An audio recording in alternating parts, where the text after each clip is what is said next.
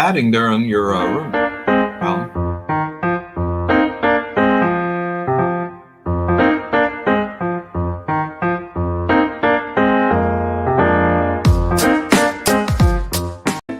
In 1937, Detroit was in turmoil. Auto workers were on strike, and union strength was growing. A local minister and part-time labor broadcaster was found fatally injured at the Ford Rouge assembly plant. These dramatic events come to life in the play Forgotten, the murder at the Ford Rouge plant. The boss has got to sign when you organize. Actors, singers, and musicians tell the true story of how Detroiters built a union town while searching for clues to solve a mysterious death. The strength of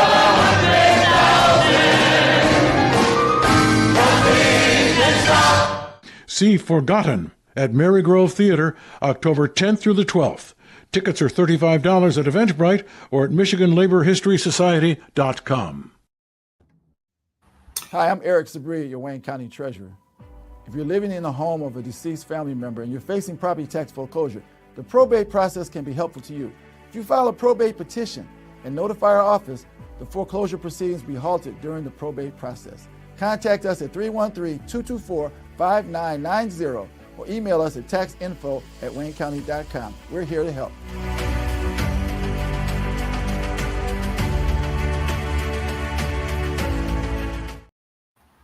Good morning, everybody, and welcome to another episode of The Week That Was. I'm Saeed Khan, and we are broadcasting to you, I think, under the cover of FCC scrutiny, but more on that as we go forward. Hey, Bill, I didn't call you any names. That was for the FCC, not you. Oh, okay. Oh, okay. Because you know what?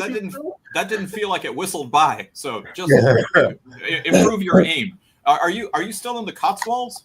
No, I'm back in the States. Okay. Okay. Well, I'm glad because maybe after today they would have heard this, and who knows if you would have gotten in easier. Okay. Well, let's go ahead. I'm not sure that I would have taken them up on that offer lately. Hey, Barb, you'll be happy to know that I went to see Pulp the other night, and the Jarvis Cocker was actually complaining that their equipment trucks got held up at the border for a while. Right. So I guess nobody's safe.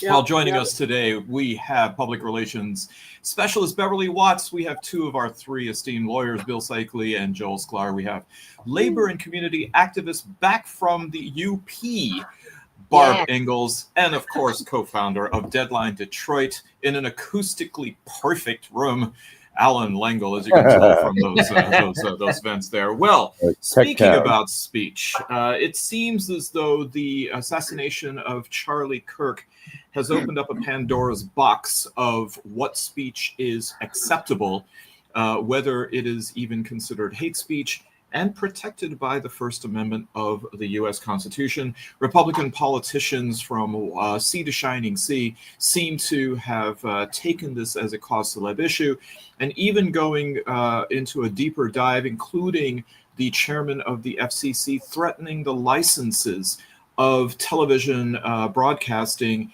if there is seen as hate speech. But that extends beyond just Charlie Kirk. Now it seems as though hate speech and unprotected speech and punishable speech is being defined as anything which would be quote unquote against President Trump. And I think, Alan, we have a series of videos that we should probably get to on that. From Comedy Central, it's the all-new government-approved Daily Show. With your patriotically obedient host, Jon Stewart.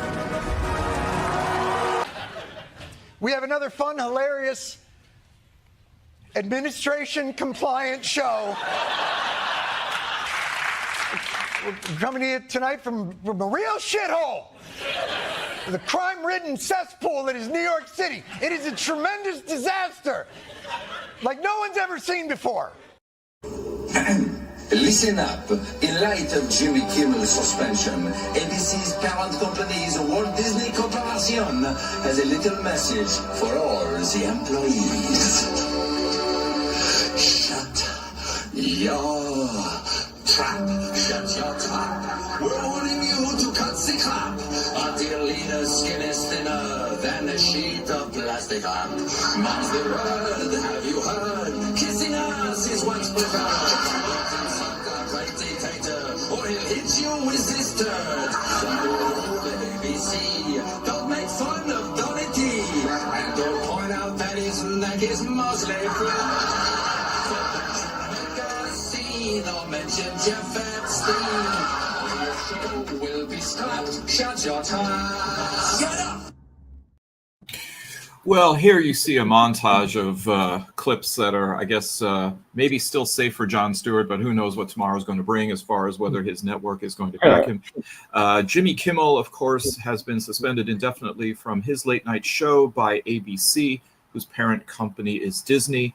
It seems as though part of this may be involving a merger between Disney and other companies, and the fear that it would not go through if, shall we say, these networks are not more compliant in speech when it comes to dear leader, etc. Joel, you're nodding your head vigorously. What say you? This is maddening. What's happened is, what we're seeing is the inconceivable becoming true. I don't think any of us here could have really imagined that a president would give a shit about, quite frankly, about a comedian on a late night show. So much so that he would demand that his FCC chairman, Brendan Carr, compel his dismissal. So it's a lesson to all of us that the inconceivable, at least as we've known it, is conceivable. That the degradation of democracy, the First Amendment being the First Amendment, the freedom of speech being abridged. God help us all. We're all targets for retaliation. Ultimately, what we're doing here may result in some sort of consequence for us. God only knows. But this is the administration that's taking names, taking numbers, and if you're against them, you are an enemy of the state, and you are therefore a fair game. And it's absolutely terrifying to me. Bill. Yeah, I want to take a step back.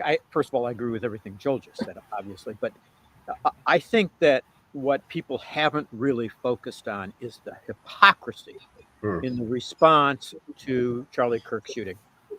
I wasn't on last week. I want to make this very clear. I'm offended by his shooting. I'm opposed to gun violence. It should not have happened, full stop. However, the reaction to it has been to try and silence everybody who opposes Trump and everybody on the perceived left. What did Charlie Kirk stand for more than anything else, allegedly? Was freedom of speech.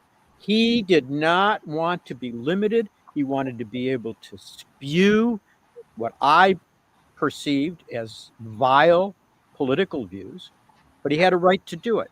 And he said that. And he spoke out against Israel and did all kinds of things that was offensive, even to some on his side of the aisle. So what's the reaction to this? The reaction is to cut off free speech. It is offensive in every way. It's offensive from a constitutional position. It's offensive from a historical perspective for our country, but it's also inconsistent with everything they've said. I mean, if you look at Brendan Carr's position in a couple of years ago, I think it was 2000, he came out with a tweet saying that, the Democrats coming out in opposition to this free speech is the most offensive and vile thing that they could ever do. He doesn't have any trouble convincing local stations that they better get rid of Jimmy Kimmel or lose their license to operate. This is hypocrisy at its worst. Mm-hmm. Beverly, you see that in the last. How we can even though be surprised. Yeah. Well, go ahead. Okay. No, I was going to say. Oh yeah. Oh, go ahead. Go ahead, Beverly. Well, I was going to say I mean, it's like both of them, Joel and Bill, just took the words right out of my mouth. But literally, maybe I'm the only one that's scarred and not the only one. But nothing they do now surprises me. And I've said it first, and I said it again. That's what's going to happen is as long as people remain silent, the average person has no power to get up and speak this. But there's billionaires and zillionaires on the other side. All of them are not MAGA. You have law firms, legalese. You have average other day people that can stand up, and we all can stand together. But as long as they keep moving that needle and taking it far, like you said, hypocrisy, just like you said, hey, using tax dollars, airplanes, everything. I think we all agree No one condones murder or killing or shooting or taking or unalive anyone. Right. Anyone. But there is processes and there is rules, and there's always been. That's why this country was held as one of the best on the planet. However, as long as other folks stay silent, that fear grows, and they just surprise themselves. They get away with it more and more and more. Right. Allan, we're also joined by veteran journalist Nancy Derringer now. I want to read a quote from Herbert Hoover way back. It says, "It is a paradox that every dictator has climbed to power on the ladder of free speech. Immediately on attaining power, each dictator has suppressed all free speech except his own." And also I want to show this 1939 article, the New York Times from Berlin, talking about how the propaganda minister Joseph Goebbels ended the careers of 5 Aryan actors who made witticisms about the Nazi regime. Does that sound familiar or what? You know? Beverly, I want to pick up on a point that you made. I'm sorry, Bill, I'll come to you in a second. And that is when you mentioned law firms. I mean, here we see that there's a common denominator, that you have media outlets that have their mergers up in front of the FCC and other regulatory agencies and the administration for approval. Law firms seem to capitulate earlier this year, making deals with the president. And it seems as though all of these are abdications based on the bottom line and how it's going to affect the economics and the finances. I mean, is in that sense, and I mean, I'll also ask you, Bill, is the First Amendment literally now up for sale? Profit over people. Well, go ahead, Bill. Yeah. Well, Beverly, I love everything you said, but I want to disagree with just one point that you made, that we as individuals, and maybe you were right. Maybe I as an individual don't have the ability to do anything, but we as a collective. Yes. Yeah. Joni and I have decided Channel 7 is just not going to be on our house. Absolutely. Anymore. Boycott Disney. I'm canceling all my subscription to Disney stations, and that's what I did. I did the same thing. And we've got. I think we have to do this as a collective. We have not done this as a people since the Vietnam War. Yep. But if we don't have a similar response, in which these companies say, "Wait a minute, people aren't buying our products. Wait a minute. You mean these everyday people are reacting?" We cannot remain silent. I mean, history has taught us time and time and time again that the reason that authoritarians can come into power is not the actions of a few evil people. It's the silence. Acquiescence. Of the majority. It's the acquiescence of people. And it must stop, and it's got to stop now. Yeah. And Bill, I want to just say that I do agree with you on that when my phrase meant singularly. Of course, collectively we can. I can show you an example. I'm not going to name the retail person. One community, we did just that all year. And they would never admit it, but we did because we did it collectively. So you're right. We definitely can make an impact. Right. Barb. If you go a little deeper than just canceling too, if you take take a half hour and watch the local ABC News and write down every advertiser that you see and write to them and you say, "I'm done with you." And there's a guy on Facebook right now that did that last night, and he's been posting all of the different outlets, and that does hurt. Boycotts work, and it will make a big difference. And even if you're not going to be getting one of those right now, the threat of it is, I think, enough to wake people up. That it's got to be You're right. It has to be collective, and we have to do it. And it's so close to too late. It's not even funny. If everything's people gotta wake up. Then we have to. If everything's economics, then we have to use our economic power, because I think everything's transactional from what I can see. Nothing means anything other than if you can buy it and sell it. So we have to figure out where just what we're talking about. We have to act collectively. We have to act individually and say, we're not going to buy these products. We have to use our economic clout, and collectively we have some. And as we have to have somebody's got to help us direct that. Yes. Where do you go? How do you make your voice heard? But people, I think, are ready to speak, and they just need to have some direction. But we have to use our economic power to bring these people to heel. I hope you're right, Joel. I hope people are ready because I am terrified by what I perceive as the mass silence. More than anything else. People who just say, "Look, I've had enough. I don't want to deal with this stuff." It's true. And that's what I'm saying. That's the point now. Of course, people were shell shocked. We've talked about a lot of things since January 20th, but Joel is right. That gets their attention with the dollar. It's very powerful. But again, we gotta stop being shell shocked now, and we gotta take action. We gotta have a plan, and I think we start with our dollar. But we got to do something. Nobody can still just sit back and say, "Oh my God, each day it gets worse," and we're shell shocked. We got to wake up. I think there are more people. Go ahead. I think there are more people that are getting active than. I think the problem is that the news of that, the truth of that, is being suppressed in many ways, and I think the local media is completely complicit. The national media is entirely complicit in that.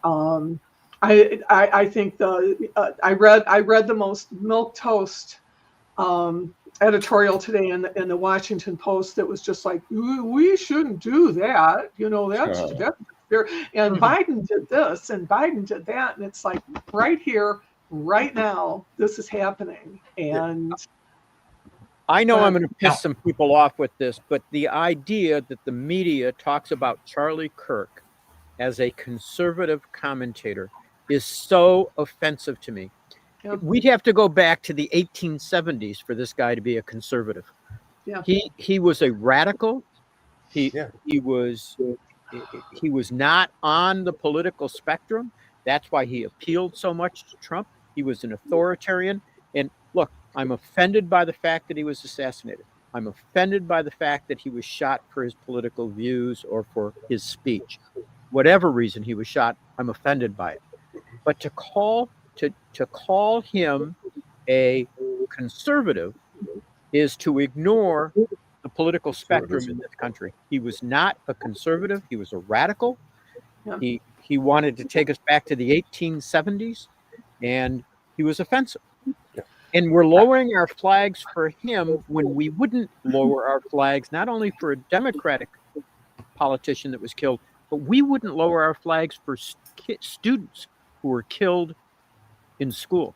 Correct. Actually, Bill, if I could, Bill, if I could just make one amendment, I actually think he was trying to take, in some social aspects, us back to the 870s, not the 1870s. So I think that has to be recognized. We have a video of how upset Trump is about the finger pointing. There was grieving. On Friday, the White House flew the flags at half-staff, which got some criticism. But on a human level, you can see how hard the president is taking this. My condolences on the loss of your friend Charlie Kirk. May I ask, sir, personally, how are you holding up over the last day and a half, sir? I think very good. And by the way, right there, you see all the trucks?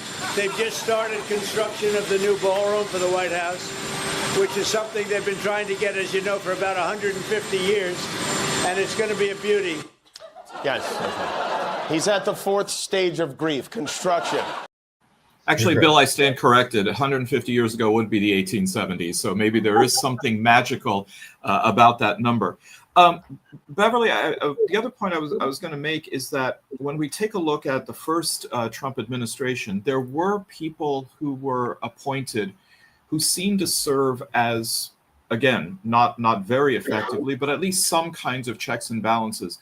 Whereas in this administration, it seems as though people like Brendan Carr and all are ideologues and are, in fact, not just simply doing the president's bidding, but because they're true believers, it seems as though they're fulfilling every kind of fantasy and appetite they're having, including FBI Director Kash Patel, who was before a Senate committee talking about, in fact, the investigation of the Charlie Kirk assassination and how effective he was. And I think, Allan, we may have a video on that. FBI director and man who looks like he just walked in on his parents having sex with a horse. And if I know anything about Kash Patel, I know he can smooth everything over. weaponization of intelligence by the likes of you, and we have. Why don't you just release the entire file as you promised to do? We are releasing as much as legally allowed. That's why we went back to how the is courts. that? How is that not legally allowed? Sir, do you know how court orders work? Do you know how protective orders Actually, work? You know how Mr. Patel, I was a real prosecutor for 10 years. I know exactly how. So I was a fake one? No, are you going to continue to cover up for the rich and powerful men? Why are you protecting pedophiles? That is maybe the most offensive thing you could say to me. That's maybe the most offensive thing you could say to me? Patel's like, listen, there's a lot you could say about me. Like, I'm the only person who looks dumber wearing glasses. Sorry, it was a House subcommittee investigation. But what I mean, here's a person who I never thought I'd say this. I almost yearn for the days of J. Edgar Hoover as FBI director. You know how Kash looks in a dress. That's why. Yeah. There's the Viking helmet and his aspirations for Valhalla in the afterlife. But from the standpoint of, this isn't the first time that we've seen combative people testifying before Congress, and certainly members of the House of Representatives can give as good as they get. But here we see what arguably was a display of evasion, that simple questions, yes or no, were not being asked. There was a lot of whataboutism. There was a lot of gaslighting. And whether it was Charlie Kirk or whether it was avoiding questions on the Epstein files and that entire issue, Patel was really representing only one individual, not a department, not an agency, and arguably not the United States, but he was really answering to the president. Thoughts? Right. I have a question, and this is really going to go to our legal team, Bill and Joel, because I don't know all the household rules when you go before at least a subcommittee. And, we've heard and we've seen people go before and they go back and forth. However, I have never seen anyone, especially appointee, that will address whether they're blue or red or whatever. It seemed personal to me. Some of the comments he made, and he's allowed to get away with that. If mindful of me, I would assume that when you walk in those chambers, like a judge, a courtroom, you can't speak to the judge that way, whether you want to or not. There are rules and boundaries, and it seems like he crossed that. And I just want to know, couldn't any of the elected officials, Congress, say, hey, let's stop this, remind them of the House rules, and say, if you can't be respectful, whatever the jargon is, or we will have you officially held in removed. contempt. Anybody could have said that? The answer to the question, Beverly, the answer to the question is yes. And in most of our history, it would have happened. Why didn't it here? Because it requires a majority of that committee to be able to act. And the fact of the matter is that what's going on right now is caused, and I want to remind every listener of this. I'm kind of surprised. I was at an event recently, and 3 people walked up to me and said, I watch the show every week. And I kind of shocked.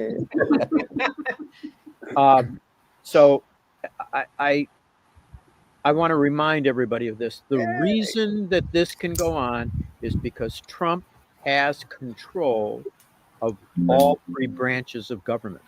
He has control over Congress, he has control over the House and the Senate, and simply can't get contempt citations because it will mean that politician's career. Any politician who would ask for it would have a primary against him and be out.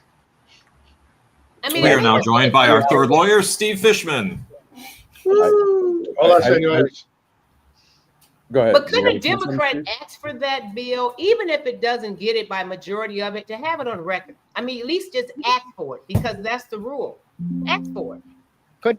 I think, look, he carried out his mission. I'm sure Trump watched and said, oh my God, you were amazing. You told those guys to fuck off. I loved it. You were great. It's all performative for the chief, for the boss, Yeah. Bill, I'm sorry. Ahead, It reflects a contempt of the government that you're supposed to be running. It shows a great contempt for the legislators you're supposed to be working with. Just like you have great contempt from the court when it doesn't go your way. And that is I think that's really what's being promoted, is kind of that ethos that government either if it's for us is great, if it's against us, fuck them, and that is very dangerous. So that's what I'm getting from all of these. Well, and we see this happening in a different realm as well, where the Trump administration is now taking the case up to the U.S. Supreme Court in its efforts to go ahead and terminate governor on the Federal Reserve, Lisa Cook, based on actually no evidence. There's a rather specious claim that she had some irregularities or committed mortgage fraud. And it seems as though this is a common pattern.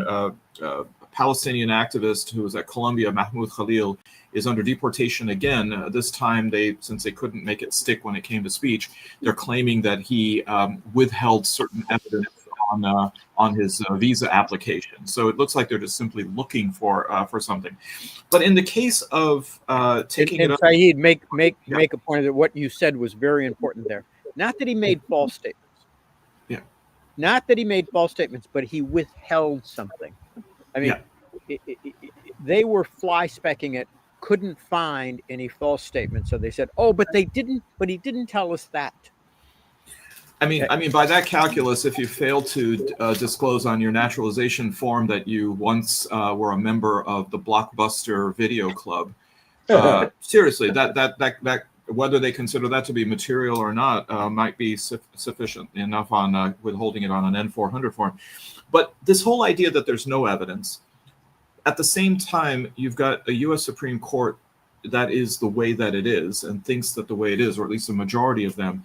Does it matter that there's no evidence, or are they just simply trying to bring this case up to see whether the president has the authority and power to fire a member of the Federal Reserve? Well, and it takes up oxygen. You know, it takes up our time. It takes up bandwidth in the newspapers. It's distraction, like Allan said. It's performative, and it doesn't matter if that doesn't work. They're going to throw something else. You know, it never ends. It's like a barrage of bullshit. A fire hose of bullshit. If I understood what I read recently, not only did she not commit fraud, they looked at the thing and she said exactly what it was. She didn't pretend it was her residence. She said exactly what it was. And the answer is, will the court allow that? If the court allows it, that flies in defiance of the statute, right? So, you know, but clearly Trump is taking it up not as an issue of whether or not there is substantive evidence. He's taking it up as an issue, as a question of presidential power. Right? Can I do That's it? what's so dangerous about it. Right. Yeah. I mean, do you think, Bill? Yeah. Go ahead, Alan. They'll give it to him. They're expanding his powers. They're not going to restrict him. And the fact that it's going to the Supreme Court now, I mean, the rulings have been solid at the level before the Supreme Court. If they weigh in on it, I mean, we're always so nervous about the Supreme Court because we just don't trust them at all. Correct. That they're going to rule according to the law. It's really.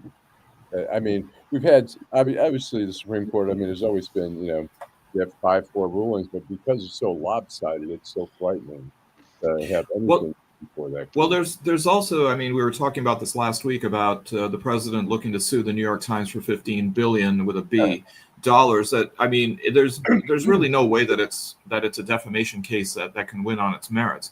But is really the end goal trying to bring it up to the Supreme Court to then overturn New York Times versus Sullivan, which set the standard of what defamation is required when it comes to a public official or a public figure? That's what he's trying to do. You know, he's taking away immunities from the press, so they can't criticize him. I mean, this is, what autocrats do. It's obvious. On this one, I completely disagree. On this one, I completely disagree.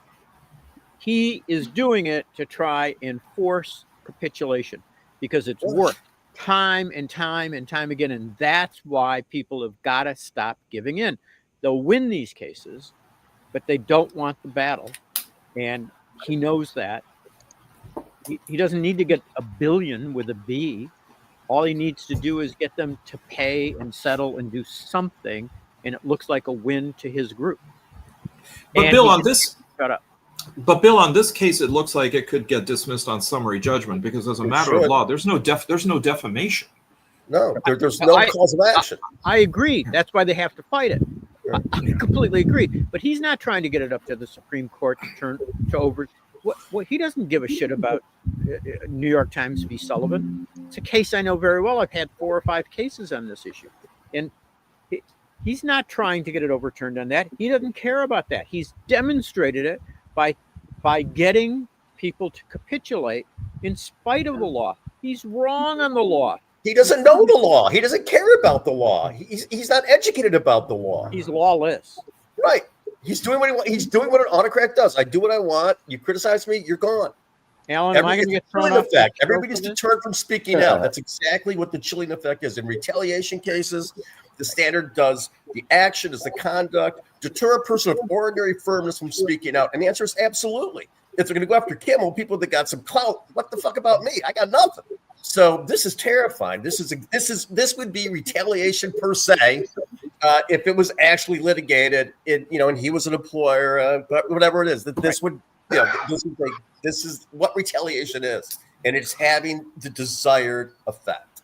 Yes. Well, Bill, I think the answer to your question, Bill, is depending on what our advertisers think. What will Alan do? And Alan, I think it's a good time to go to said commercial. Good one, Saeed. Well done. Hi, I'm Eric Sabri, your Wayne County Treasurer. If you're living in a home of a deceased family member and you're facing property tax foreclosure, the probate process can be helpful to you. If you file a probate petition and notify our office, the foreclosure proceedings will be halted during the probate process. Contact us at 313-224-5990 or email us at taxinfo@waynecounty.com. We're here to help. In 1937, Detroit was in turmoil. Auto workers were on strike, and union strength was growing. A local minister and part-time labor broadcaster was found fatally injured at the Ford Rouge assembly plant. These dramatic events come to life in the play Forgotten, the murder at the Ford Rouge plant. The boss has got to sign when you organize. Actors, singers, and musicians tell the true story of how Detroiters built a union town while searching for clues to solve a mysterious death. The strength of 100,000. See Forgotten at Mary Grove Theater, October 10th through the 12th. Tickets are $35 at Eventbrite or at MichiganLaborHistorySociety.com. All right. Well, next week is UN week, where Nancy several. Oh, Nancy, go ahead.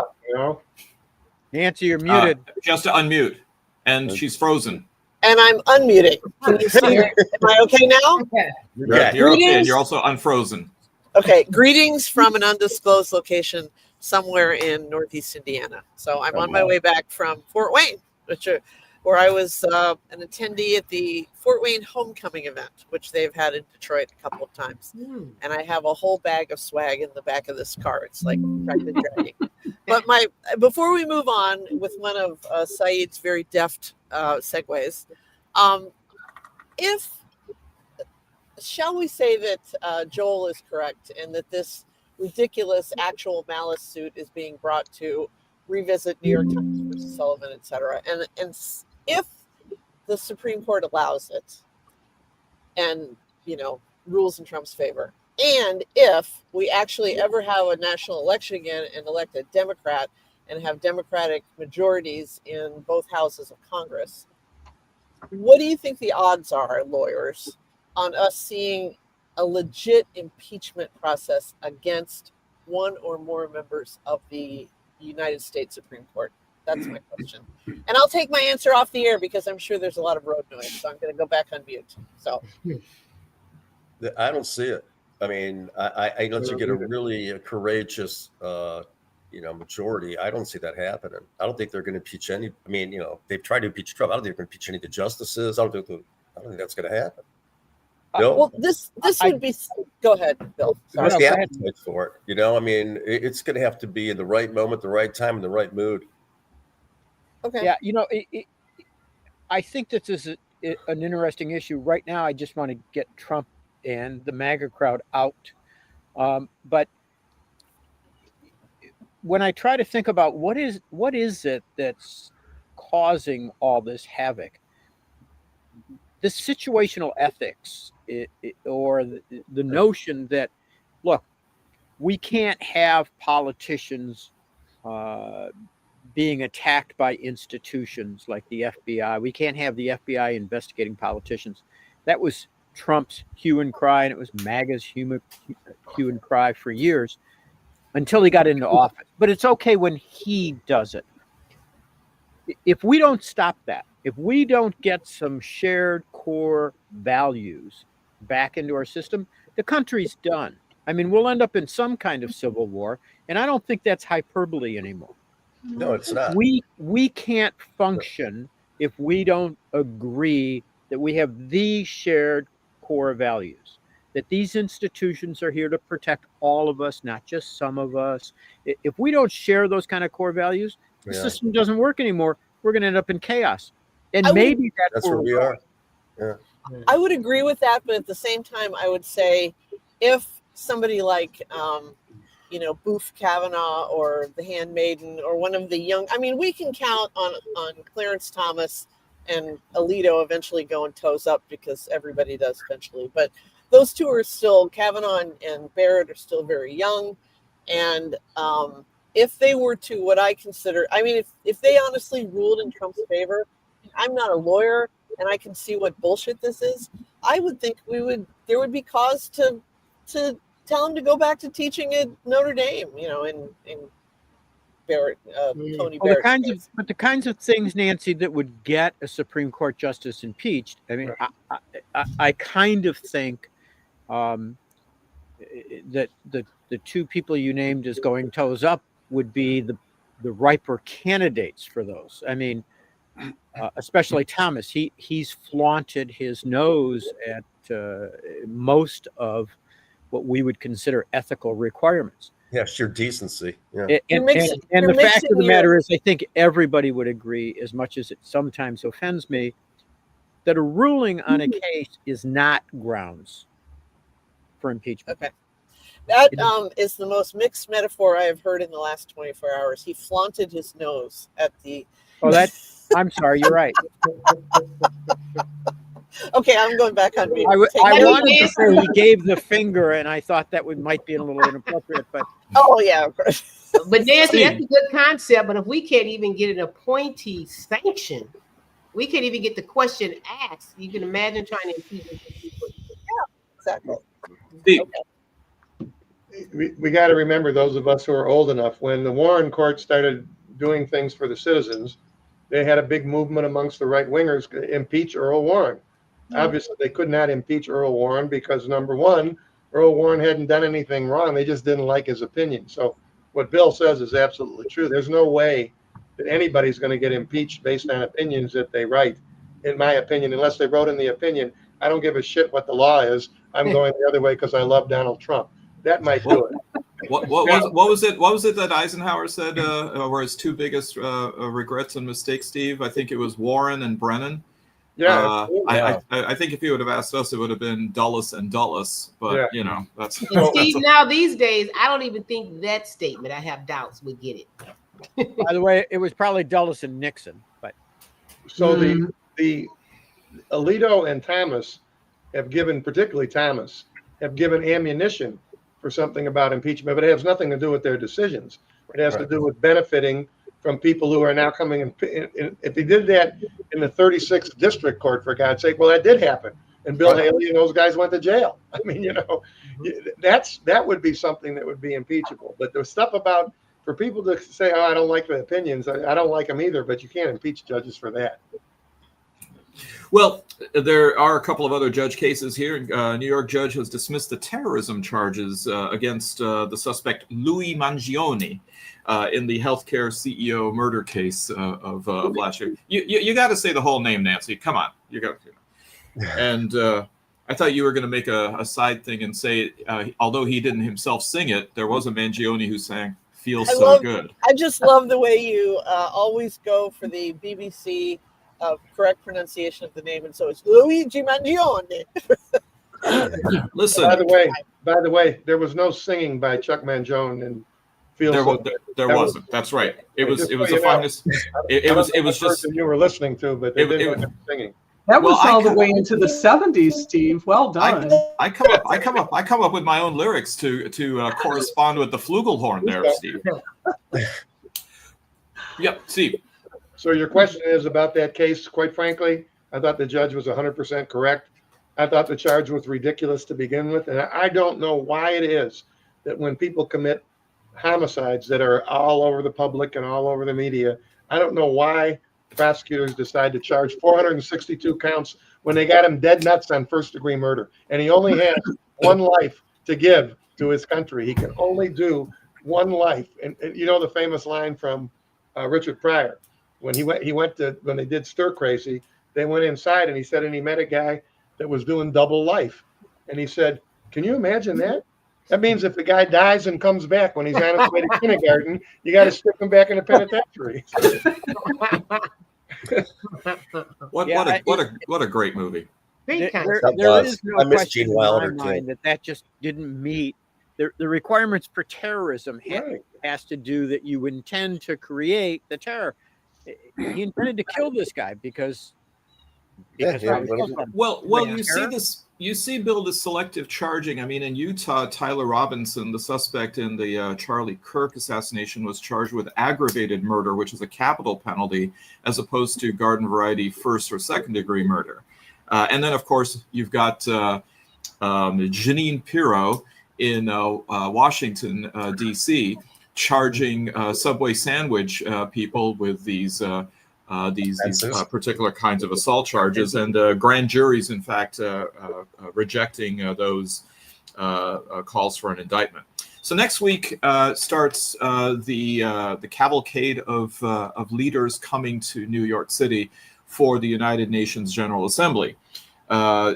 It looks like the Trump administration has banned even the Palestinian Authority leaders, including President Mahmoud Abbas, from coming, perhaps because they are worried that they will be clapping when several countries have announced that they will recognize a Palestinian state, including Prime Minister Keir Starmer of the UK, Emmanuel Macron of France, and even it looks like the Canadian Prime Minister may do the same.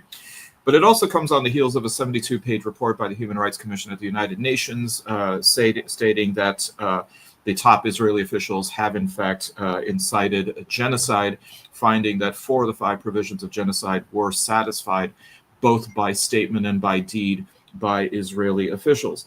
And again, the United States has seemingly blocked any efforts to hold Israel accountable in the United Nations Security Council.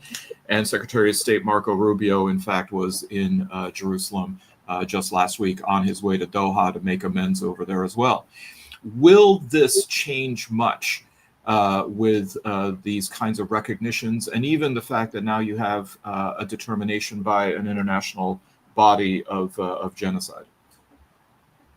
No. Well, Steve. No. Nothing. I don't know if you guys read in the Times. I think it was yesterday. Bibi's response in general to all of this, that nothing is going to change until the United States says that's the end of it. That's all there is to it. Netanyahu and his ilk are not going to change anything. Calling it genocide, it's just a complete waste of time, in all honesty. I understand why people are doing it, but nothing will change unless and until the United States says this is it. That's all we're going to do. I think, Steve, along with that, though, I think Netanyahu also threatened countries that were going to declare, which I thought was really interesting given the asymmetric nature of power. But I think he threatened Macron, saying that if he does so, that bad things would happen. So, Bill. Yeah, I agree with what Steve said, except for this, and we talked about it earlier. If the reaction of the American people is to react in the same way we did finally with South Africa and say, we're not tolerating this anymore, we won't support this, and they hit the streets, then something can be done. And more importantly, to be candid, I think it's more important for Jewish leaders in America to stand up and say, we can't tolerate this anymore. We're going to call it genocide, and we can't tolerate this being done in the Jewish people's names. That's when things could change. But Steve's absolutely right. until America changes. I mean, until America changes its position, the reason that Bibi thinks that he can threaten France is because he knows America is going to stand behind him. Allan. I agree with all that. I mean, the bottom line comes down to Trump telling Netanyahu, enough. You got to wrap it up. We got to figure out. There's still no fucking exit plan there. No. Israel and Netanyahu, as long as the war goes on, he stays in power. As long as the war goes on, Hamas stays in power, and the mess just continues. The deaths continue. It's up to the U.S. Netanyahu is. It's not only him, but it's his. Smotrich, Ben-Gvir, his cabinet members they're zealots, and you can't compromise with zealots. They want. I think it was Smotrich was talking about putting settlements in Gaza. Israel. Actually, Alan, I don't think it was settlements because that wouldn't bring in as much rent. I think he was talking about resorts. But, yeah. Well, but whatever it is, it's intolerable. It's a poor plan. Netanyahu, for as smart as he is, I mean, his smartness stays through him staying in power, which has been incredible. That he stayed in power. I mean, there are hundreds of thousands of protesters out there who want the war to end. Both Gaza's decimated. It needs to start rebuilding. Israel is fucked up with this war. It doesn't do anyone any good at this point, and it continues on. It's insane. I think one of the issues, though, Alan, is that there are those demonstrations in the streets of Israel. But those seem to be directed toward Netanyahu. And yes, they do want the war to end, but not because they see it as a genocide or because they see that the Palestinians are, in fact, even human. It seems as though it's more fatigue of how the war then is impacting Israel, its economy, and also its world standing. So, well, it's also the hostages. The hostages is a big deal. But the families of the hostages are actually the ones that want this to come to an end. Yeah. They want it to end, but I think there's a lot of people who want the hostages back, and there are a lot of people who want the war to end. I think it's a little bit callous to say that a lot of the demonstrators out there don't care about the lives of the. There's people but Alan, I think that, to be fair, that's actually reflected by polling that's done in Israel by Israeli newspapers.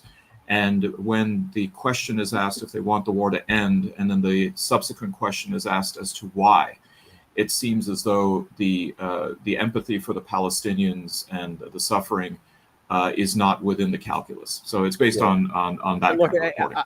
I've got to agree with.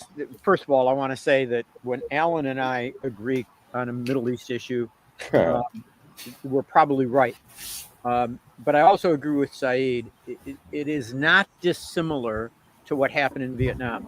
I wish that more of the American population would have been more concerned about the Vietnamese and what was going on there. But let's admit it, one of the reasons that we had the protests back in the anti-war days was because a bunch of white kids didn't want to go fight in a war and didn't want to do that. And that's what those protests were about. If they would have eliminated the draft, I'm not so sure that there would have been those protests. But just so I can say, I just don't know who the Jewish leaders are. I mean, I'm Jewish, but I'm secular, and I think most Jews, quite frankly, are secular. I don't know who the leadership is. All I know is one person who is Jewish. It is genocidal. It is unforgivable. It is wrong. It deserves as much denunciation as we can possibly voice. As long as Trump is in there, it won't change. This guy has there's no moral compass. There's no empathy. There's no sense of anything. But anybody in this world who has any empathy can't look at what's going on without acknowledging that this is a destruction of entire people. They're spiting. It's biblical in nature. They're salting the land, putting lye in it. It is a biblical elimination of a people. Like the Canaanites are gone. It's terrifying to me. Steve. There are plenty of Jewish leaders that are speaking out. That's not going to change anything because of one simple group. AIPAC. AIPAC speaks out all right. Anything that Bibi does is fine with them.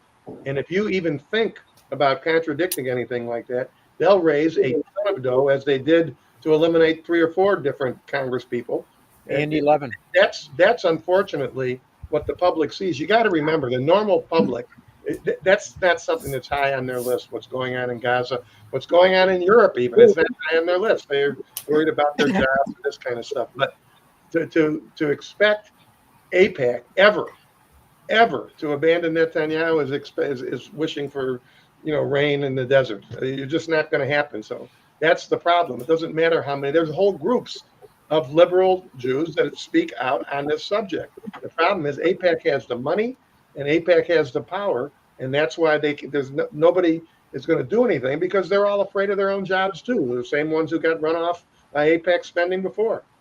But Bill, I would actually also suggest that a lot of this also has to do with who are the leaders in the Goy that are heralding this. I mean, Ted Cruz, Mike Huckabee. So I don't think it's really confined to just Jewish leadership. No, I said it was important that they speak out, not that it was confined to them. And look, we didn't go back to this. We talk about Trump needs to do this. The fact of the matter is Trump and Bibi are kindred spirits. Mm-hmm. I think this is my own personal view, and I don't have substantive evidence to support it. I believe in making these statements, but I think that there is little doubt in my mind that Bibi is at least in part doing Trump's bidding.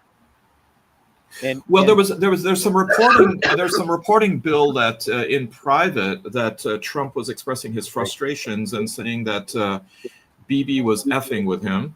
And also there was an article, I think, in the Wall Street Journal, which asked the question, what does Netanyahu have on Trump? Steve? I absolutely, there's no way that Bibi is doing Trump's bidding. That's number one. Number two, what does he have on him? He doesn't have to have anything on him. The man has no Batesum, no balls, Trump. Right. And he has no real positions. He's a fool. Right. And there's these articles that they've been writing. Putin and them, they don't even take him seriously. They don't have to have anything on him. He blusters and blah, blah, blah, but he never does a goddamn thing. And the only difference between the two of them, they are similar, as Bill said. But as my Israeli sister said, the difference is Bibi lies in two languages. He lies in Hebrew to the Israelis, and he lies in English to everybody else. Trump has enough trouble just speaking English. Well, I'll tell you, one of my cousins in Israel was telling me back in 2006, when Israel was engaged in war with Lebanon, he said when Netanyahu made a statement about a certain incident and Nasrallah, who was the head of Hezbollah, made the statement, he said Netanyahu was lying and Nasrallah was the one telling the truth. So, I mean, not to say that Hezbollah or Hamas isn't capable of lying. I was going to point out something, and I'd be curious what you guys think about this. Abdul El Saeed, who I like, I think he seems to be a good guy. He's running for U.S. Senate. He put out on social media bragging that he says, I will not talk to AIPAC. AIPAC has reached out. I will not talk to him. My feeling is, look, you don't take money from AIPAC. Obviously, a person like that doesn't want to take any money from them. But why would you not want to talk to them and say, hey, what the fuck is going on? Let's, and maybe it ends up being worthless. But the idea that you don't want to talk, it's like, that's what, Rashida Tlaib, you don't want to talk to the other side. That's, I think it's damaging. That's Steve. I can't speak for Rashida Tlaib because I don't have anything to do with her, but it'd be a complete and total waste of time talking to AIPAC. Okay. AIPAC preaches what they preach. I'm telling you, they preach. I've had this experience with other Jews being at a social occasion. You start to talk about something like this, they preach the same crap. All this is anti-Semitism, blah, blah, blah, blah, blah. It'd be a total waste of breath for him. All right. Okay. I think, Alan, that there's the presumption that they're speaking, that they're making the statement out of some principle, and maybe that's part of the calculus. But right now, I would actually argue that to say that you're anti-AIPAC is actually being worn as a political badge of honor. And you see this also with Mallory McMorrow, who's running against Abdul for the Senate, to distinguish themselves from the candidate who is seen as the poster child of AIPAC support, and that is, Haley Stevens. So I think that there is really a political calculation that's going into this idea of saying no AIPAC in the same way of people saying no new taxes. But That was back in 1991 with Bush. So a couple things that I'd like to go through just a bit before, in the interest of time. One, Allan, I know you've reported on this. Wayne State University President Espy has stepped down after 2 years.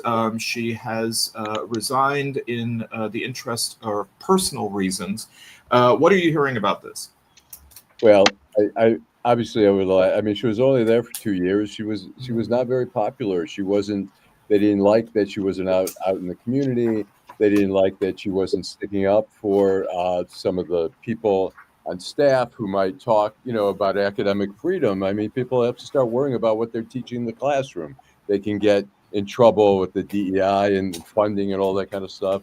I think she made some moves in the med school that people didn't like, removing the director. And so I think she just didn't gel with them. And I think after 2 years, which is a very short tenure for a president, and she's got now an exit package, I can't remember, it's $760,000 or something. And that her husband is also of consul or something for the university, and he has to go as part of the deal. But it's a pretty good, little bye-bye parachute. There's a little bit of a parachute. Well, no, elite. Full disclosure, being at Wayne State, the whole idea about academic freedom and what can be said has certainly, particularly the last few years, been an issue, and especially given the specter of the Trump administration and the way it can weaponize funding. I know I have to be very careful in talking about pedophiles in class. I'll never mention Jerry Lee Lewis's name again. That's what I've learned from this. Another thing, and Barb, I know you and I probably are kindred spirits on this. The city of Detroit is considering an admissions tax for sporting and entertainment events. No. How much more are we going to get rogered in the thing that we love? But at the same time, I must say, in fairness, that the Trump administration is suing Ticketmaster for what they say is the mistreatment of people with all of their dynamic pricing and hidden and not so hidden ticket fees. Governor Gretchen Whitmer is quitting the National Governors Association. Thoughts on this? Is this just sort of separating? Can I say something about the ticket thing? Yes. Speaking of tickets, the Detroit Lions, somebody did a survey. The Detroit Lions have the second most expensive tickets in the NFL, and we're talking about like twice as much as Washington D.C., which is an expensive city, twice as much as like Philadelphia, Vegas. Where the average ticket for a Lions game now is about $450, and there are a lot more expensive ones as well. But you can probably find one on some of those ticket stubs or whatever for $300 or whatever. But it's insane going to a Lions game now. And they were saying a family of four is almost $2,000, including parking and a beer and sodas and 4 hot dogs and stuff like that. It's crazy. Actually, it's cheaper. I was talking with one of my nephews the other day. It is cheaper for us to agree to meet in some other city to go to a Lions game than it is to try and go to a Lions game here. Well, that's why the tailgating. Tailgating is huge. Like you looked at it last Sunday, even though we had great weather, it was phenomenal on the outside. Breaking news.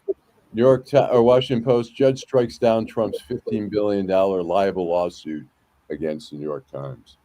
All right, there we go. See, we are on top of these things. Thank you, Allan. Well, Bill, it reminds me about how cheeseheads come to Green Bay because it's cheaper and it's actually viable for them to get a seat.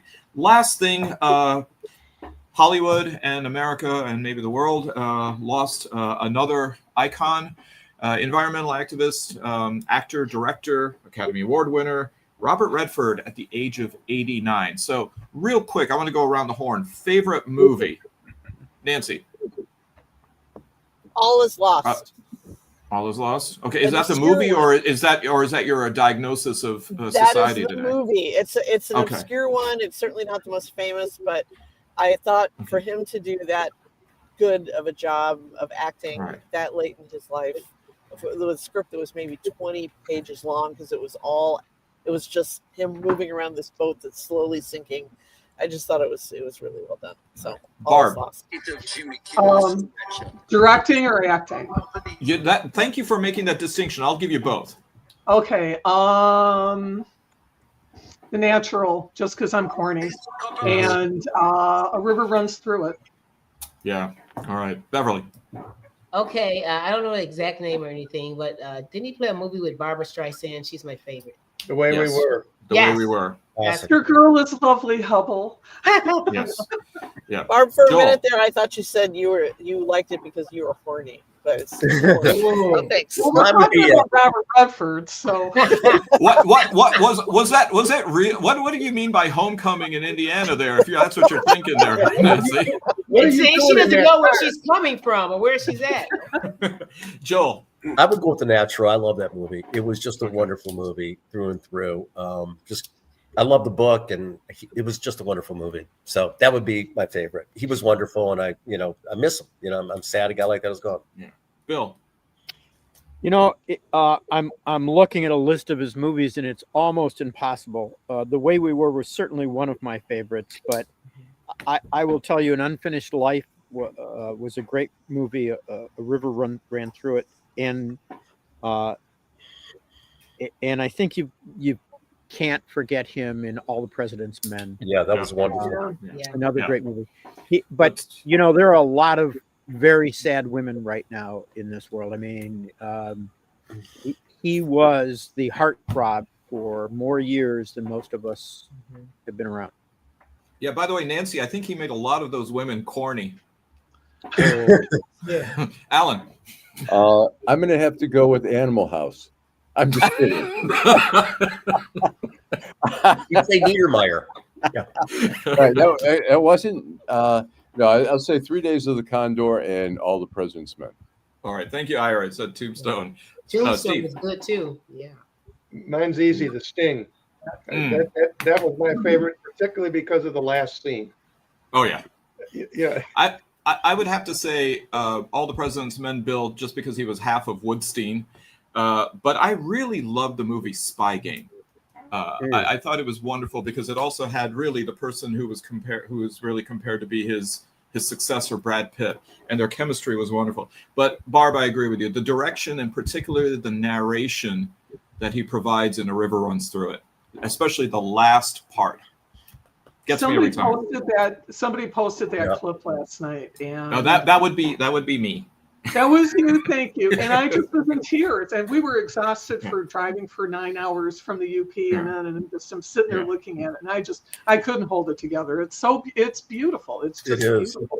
We had a reading from A River Runs Through It at our wedding, so that tells you. And my husband's a fly angler, as they call themselves. So that's Okay, Steve. I have a Redford story. I was in Vegas. We were in there in the 70s. And he was at the height of his fame, and we were in a nightclub. And all of a sudden, he and his wife walked in, and you'd have thought he was just a regular person speaking to everybody, no bodyguards, nobody around him, just a regular, normal guy. And we were all kind of like, when you see somebody that you don't know, but their face looks like, is that really Robert Redford? And he stayed for an hour or two, had a drink, talking with everybody, just a normal guy.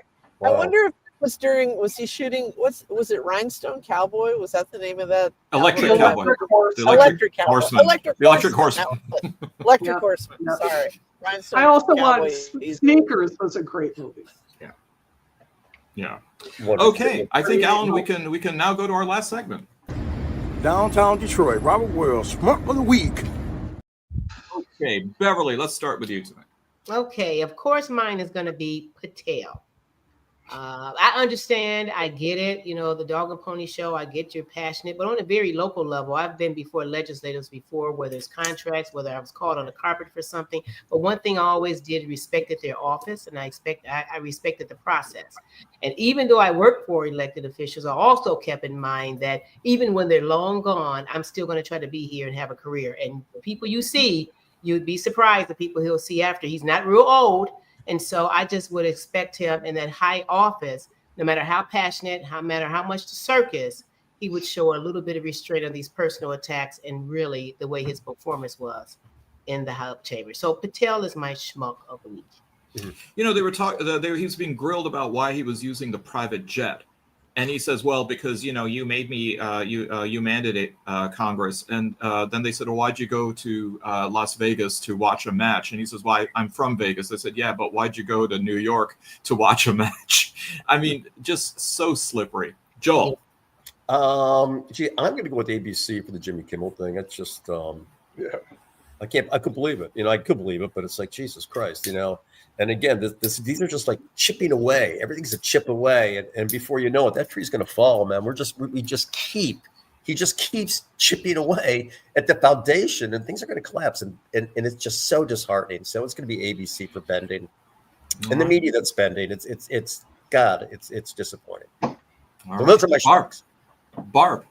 I'm going to go with my usual schmucks, and that is the Michigan Republican Party, who has decided that it's time to defend free speech, in the words of Steve Niebling, by pushing bills to silence it. They want to ban pornography, which would probably upset more of their members than anyone else with their record. I think that would be bipartisan opposition to that. But they really, what they're doing is they're going after the transgender community again, because anything like that is going to be banned, and there's such hypocrisy. Every day more hypocrisy from the Republicans, but the Michigan Republicans, they lean in. They really do. They put their shoulder into being schmucks. Steve. My schmuck is Senator Bill Cassidy yet again. He has the colossal gall to sit there and talk to that lady that got fired and actually make it sound like he gives a shit about it.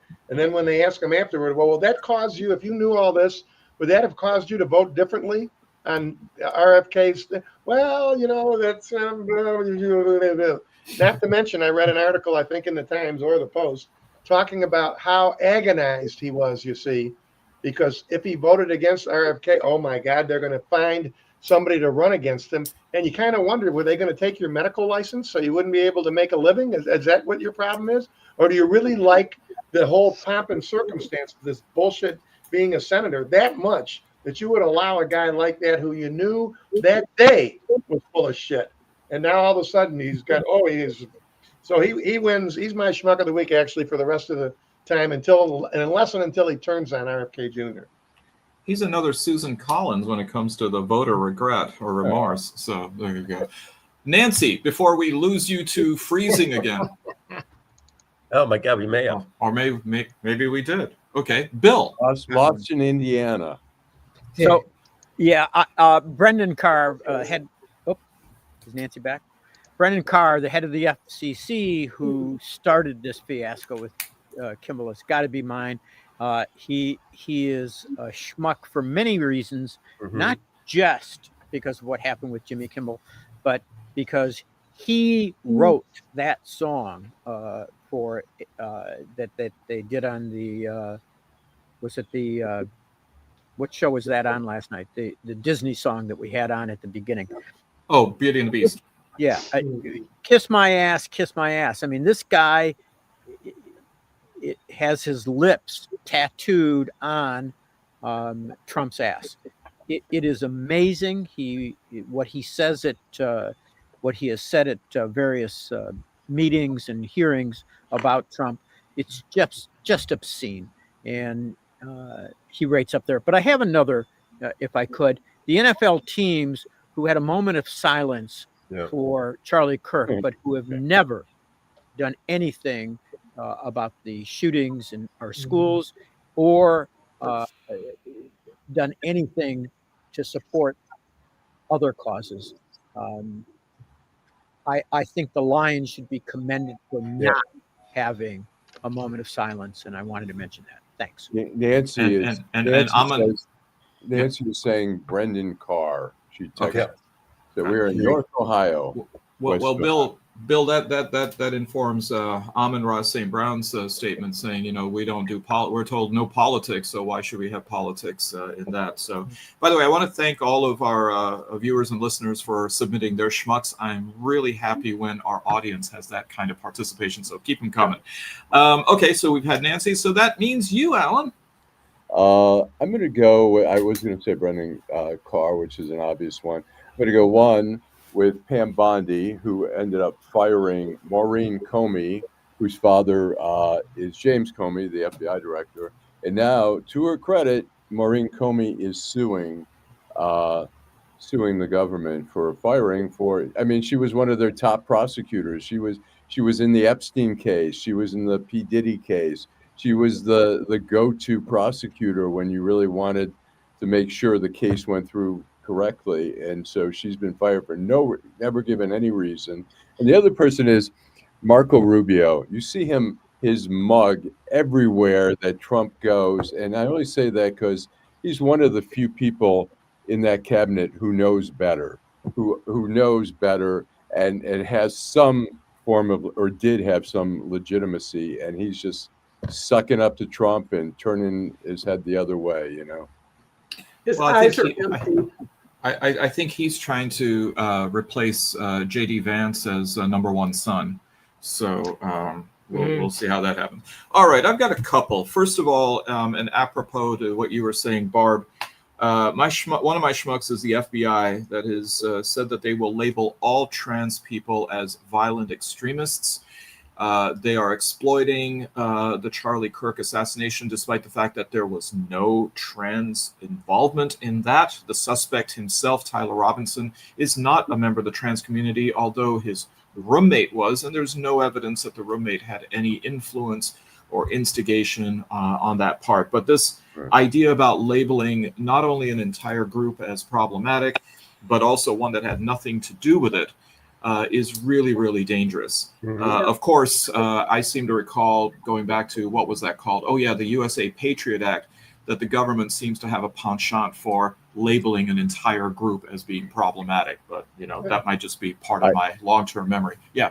I just have a quick little story. When in 2004, I was driving back from Detroit to D.C. I was in rural Pennsylvania, nothing going on. I was listening to some religious radio station, and people were going on about the violence of the Democrats during the convention outside, I think, the Republican convention that year.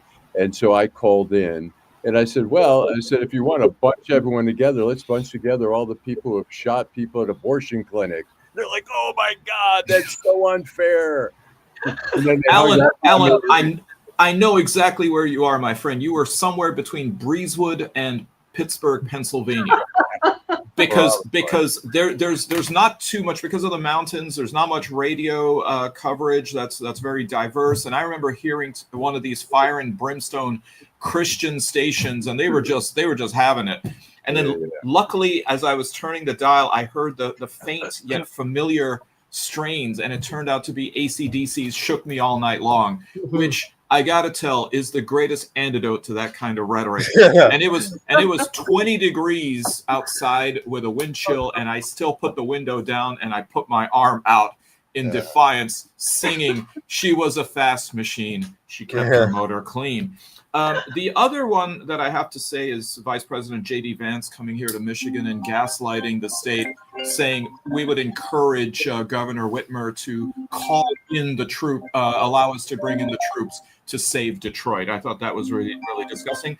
But my real schmuck is the NCAA, who decided to schedule the Michigan State University of Southern California football game, which is going to be played in Los Angeles over the weekend, at a start time of 11 p.m. Eastern. I have to think that those Spartans, although maybe they are used to some late nights, Bill, Allan, we're not. We're like, to have a match that's late for an East Coast team, I just saw that was really, really poor form. So NCAA, you're my primary schmucks of the week. Anyway, thank you all for being here this week. Thank you to our wonderful audience, especially as you are contributing and you are participating. That's what this show is really about, is being interactive. Thank you to Nancy Derringer and Steve Fishman, who left a little bit earlier. But for those who were, as they would say back in evangelical days, left behind, thank you, Beverly Watts. Thank you, Barb Ingalls. Thank you, Joel Sklar. Thank you, Bill Seikaly. And thank you, and with the last word, always, Allan Lengel. Drive home safely. Everybody have a great week. We'll get